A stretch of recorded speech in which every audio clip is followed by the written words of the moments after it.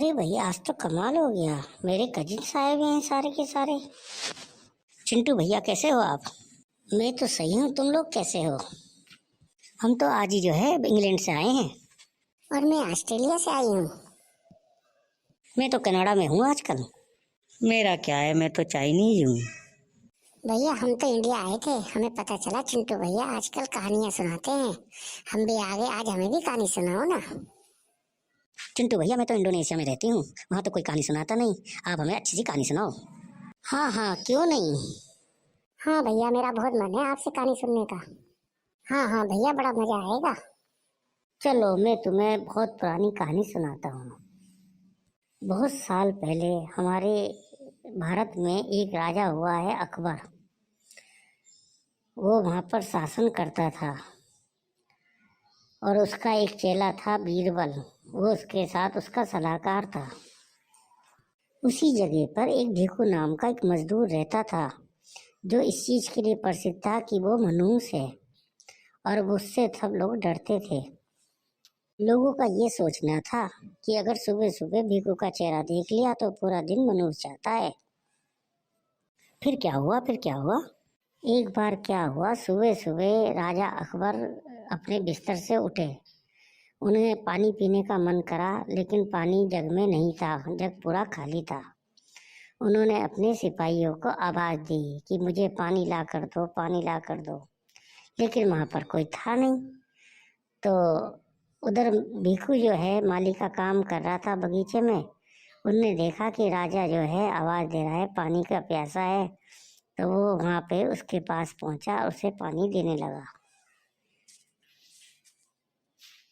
अब राजा अकबर सुबह सुबह भिखू को देखकर बहुत नाराज हुआ। उसे लगा कि मेरा तो दिन खराब हो गया। वो उसे डांटने लगा।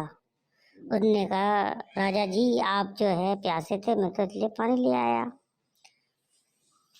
अब राजा को गुस्सा तो बहुत आया लेकिन क्या करता, उसे प्यास लग रही थी। उसने पानी लिया और पानी पी लिया।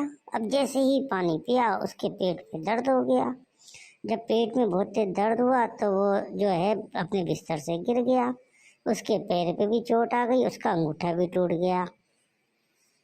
राजा अकबर की आवाज सुनकर फिर सैनिक भी आ गए और उन्होंने देखा कि भीखू तो जो है राजा के पास खड़ा है। वो लोग डर गए, यार तो राजा का क्या होगा, ये तो मनहूस है। सिपाहियों ने कहा कि वैद्य को बुलाओ और इनका इलाज कराओ राजा जी का। वैद्य आया, उसने देखा अरे तो राजा की हड्डी टूट गई और पेट में भी दर्द है। उसने उसकी दवाई दी, साथ में उसके प्लास्टर लगा दिया। अरे थोड़ा स्टाइल मारती हूँ, मैं आखिर कनाडा में रहती हूँ। ये केटी पता नहीं अपने को क्या समझती है, मैं भी तो अमेरिका में रहती हूँ। अब मैं अपने को क्या दिखाऊं, मैं तो हूँ ही चाइनीज, मेरी तो आंखें भी छोटी छोटी हैं। अरे भाई ने कहानी नहीं सुननी, ने तो ये दिखाना है कि हम विदेश से आए हैं। अरे चिंटू भैया आप अपनी कहानी सुनाओ। अब राजा ने सोचा जो होना तो हो गया, चलो मैं अपने जो है महल में चलता हूँ, लोगों की सुनता हूँ। लेकिन किस्मत इतनी खराब थी उस दिन कि जहाँ से भी खबर आई सारी की सारी नेगेटिव थी। राजा परेशान हो गया। अब शाम होते होते राजा को गुस्सा आने लगा। कहने लगा यार इसे भीखू की वजह से तो आज मेरा दिन ही खराब हो गया। अब जो उनके सेनापति मंत्री थे वो लोग जो है बहुत चमचे टाइप के थे। उन्होंने राजा को चढ़ाना शुरू कर दिया कि आज भिखू की वजह से तुम्हें परेशानी करनी पड़ी, ये इतना मनुष्य है, इसे सुबह तो फांसी दे दो। अब राजा गुस्से में तो था ही, साथ में मंत्रियों ने चढ़ा दिया। राजा ने भी आदेश कर दिया कि सुबह होते ही भिखू को फांसी दे दो। मैं भी थोड़ा स्टाइल मार ही लूँ, आखिर मैं इंडोनेशिया में रहती हूँ, भले रंग मेरा काला हो गया। अब राजा का यह आदेश सुनकर जो उनका सलाहकार था, जो समझदार था पूरे दरबार में, वो था बीरबल।